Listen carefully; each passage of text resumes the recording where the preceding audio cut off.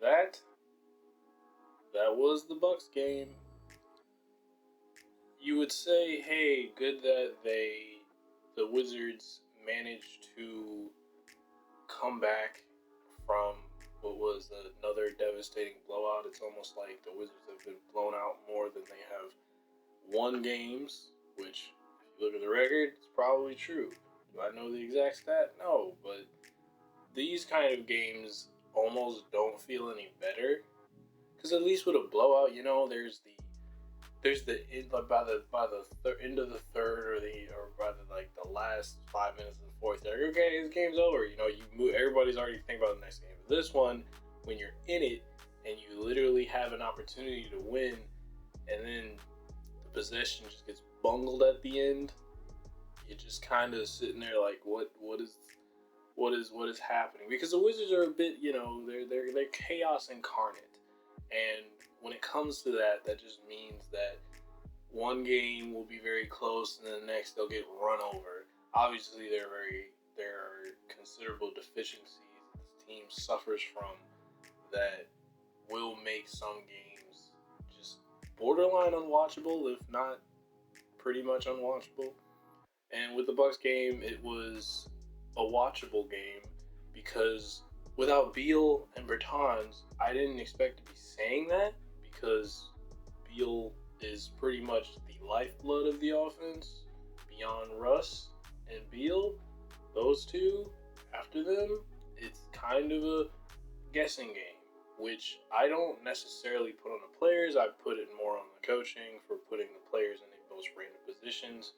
And the perfect example is, of course, the offensive possession that kind of went nowhere at the end. Well, Russ just didn't get fouled, but after that, the baffling decision that no one was fouling towards the end. And typically, I think players will usually go by what the coach is saying, and it doesn't seem like anyone, you had a chance to foul Giannis and didn't. So then you're left with what the Wizards do, and you wait till the ball goes right back to Drew Holiday, and now free throws, and we're depending on a Rui 3 at the end to maybe make it closer of a loss. But yeah, another, it's not painful, I'm used to it. I think a lot of Wizards fans are used to it. The frustration is pretty much directly aimed at the front office and the staff that are still affixed to their jobs for some reason. The positives of this game, despite the blowing it's hard to think about the positives because it's hard to say what will legitimately carry over.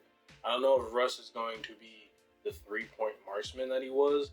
This man, that's the other thing that sucks about this positive specifically, is that these games were wasted by bad decision making and just these moves that are made at times in the game. I feel like when you have a game like this from Russ, this is a win. He was hitting threes. He was hitting any shot. He shot 16 for 32. He hit exactly half of his shots. And we haven't seen that level of efficiency in a while. He shot 45, 46, never 50. At least for the Wizards, I believe. I could be wrong. But when he has a game like that, 42 points, all the rebounds, all the assists, this is the one time I feel like I would really stand on the back of a triple-double and be like, this man had this and they lost? And what was insane on top of that was Rui, he didn't flash, it wasn't even a flash, it was one quarter of Rui gone.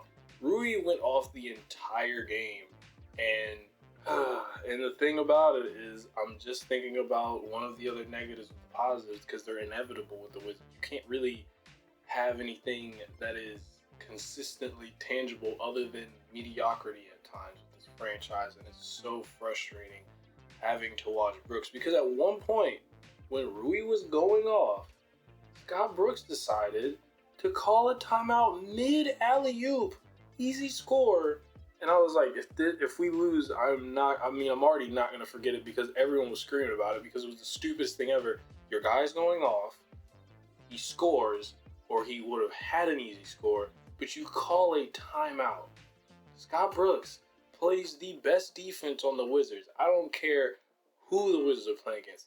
Scott Brooks plays the best defense against the Wizards with decisions like that, with this weird thing where he's like, nah, don't foul at the end of the game. And it's just like, what, okay, what? The only reason he was signed was for player development. And yet, that just seems like he shouldn't be a head coach if that's the case. Because he continues to make these baffling adjustments that do nothing. His rotation was fine this game. Like, I wasn't, you needed to change after getting beat so many times. But that's the thing, his rotations are always late. His adjustments are late, or they don't make sense, or they're flat out dumb, like calling a timeout when your guy is going off in a game when, Rui's been averaging about 12.3 points a game this season. They're similar to his averages of last year, if not exactly the same.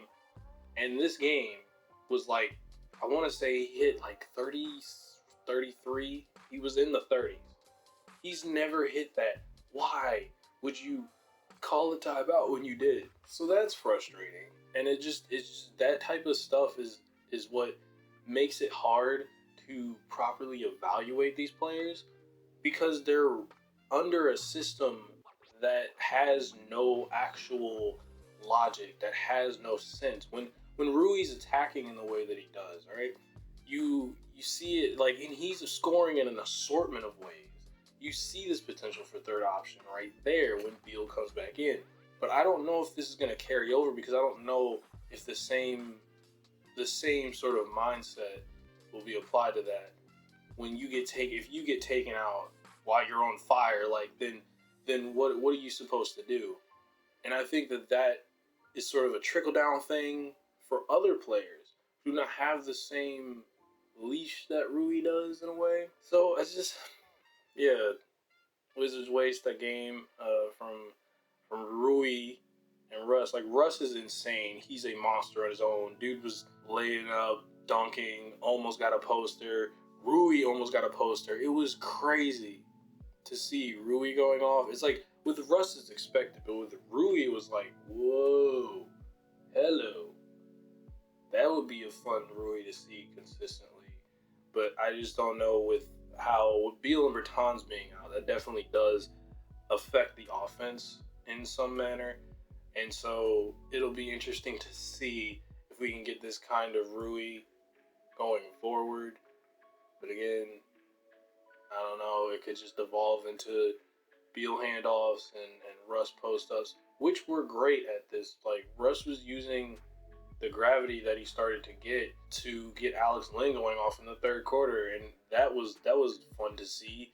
A big actually dunking and getting boards. Rui got a lot of boards too. I know, like, the 0 boards, I believe he got 0 boards in the Sixers game. I didn't really catch that till the end, but you see this kind of team and you're just like, if only they just had decent, like this, the lowest bar to cross, like, just run, just don't do stupid stuff, and then, like, you'll be fine. Or at the very least, you'll be more competitive than you look right now. And that's the thing that sucks, because this is a back-to-back, so Milwaukee will now be able to adjust, because I don't know when Beal's coming back.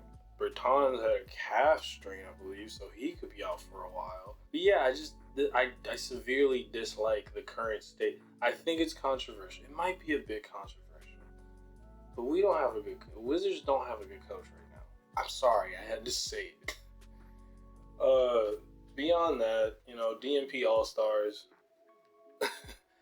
DNP All-Stars got some play. Troy Brown Jr., who has been in trade talks, and that's another thing that I think about with the Wizards. It's just funny to me that Quinton Mayo, I believe, was the first to report this, but supposedly Troy Brown Jr. has been made available in trade talks. And my whole thing with that is that y'all didn't even give this man an opportunity to really do anything, because you kept changing his role every 5 seconds and then proceed to randomly play him despite him showing promise. And if this does end up coming true, Troy Brown Jr. is going to end up playing really well on a different team, and the Wizards will continue to be the Wizards. So it's just really funny to me because the Wizards do this every time. They get a player, they don't actually develop him, and then he flourishes elsewhere, and the Wizards just throw their hands up like, I guess we just got to keep the same people.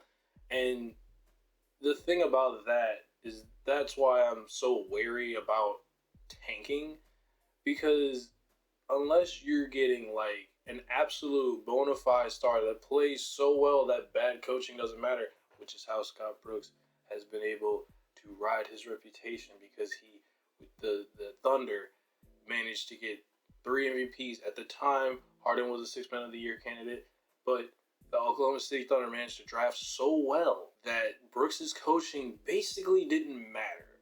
And I don't think the Wizards are in that same position where their players are so good that the coaching decisions almost mean nothing.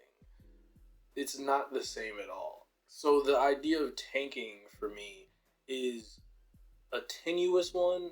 If they were to tank, if the Wizards were to entertain the idea of tanking, the entire front office, all the coaches, reset it all. Reset that before you reset the roster, because I'm sick of seeing players that do have some decent promise come here only to get their careers just like dumped in the trash and either end up not playing elsewhere or just find better pastures elsewhere.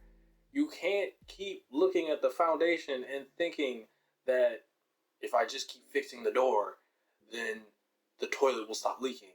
That's not how that works. So, if the Wizards were to entertain that, I think they need to do that before they think of trading anyone. The other DNP All-Star was Isak Bonga. He came in, hit a 3, took a charge, and I was like, hell yeah. Because I like seeing it when players do well. It just sucks because on the Wizards, I know that means nothing. And in terms of it meaning nothing, I mean, it means nothing towards what could potentially be more playing time for them. I've said this like 50 billion times, but if your name isn't Bradley Beal, Rui Hachimura, or Russell Westbrook, your minutes are random, and you don't have any kind of consistent pattern, which is why I'm always really not as hard on the players in certain situations, because it's just like, if you don't know you're going to come in next game, then how the hell are you supposed to feel like you can just come in and play well? And Troy Brown Jr. was aggressive. Isak Bonga was great on defense and hit a 3. But, like, how the hell are you supposed to establish any kind of rhythm? You're not. You can't. It's just not possible. Other things, I would love to see Denny obviously make more. That's just the obvious one. I like seeing him get in the post for about a split second. He got an alley-oop. He got a layup. He hit a clutch 3 towards the end that ended up ultimately sort of getting negated because the refs were a bit all over the place with this game, and he got called for a foul. It was just weird. It was cool to see Rui go off. Wonder if that's going to continue in the next game. I'm wondering how the Bucks are going to adjust to this kind of game. And yeah, Giannis is scary. He still exists. Chris Middleton's pretty scary. The Bucks were hitting a lot of threes this game, so that was not fun. It was another, I guess, heartbreaker. But as a Wizards fan, it's like you're swimming in apathy constantly. So there's not this moment of like, even when that winning streak was happening like 2 weeks ago, there was just this sense of like hesitation. Just, are they real? Are the Wizards gonna keep this up? You know? And for the Bucks, it's that's why it's a referendum on teams when they lose to the Wizards, because the Wizards aren't considered good. It's not good to lose to the Wizards because the Wizards have not proven to be a team that has to either be taken seriously or be considered, hey, these guys are really good. It's more of a fluke sometimes, or just like them having the perfect night, but then something goes wrong, like tonight. So until things shift with that, it's just, yeah, it sucks losing. It's not fun, and the Wizards are currently in a weird spot.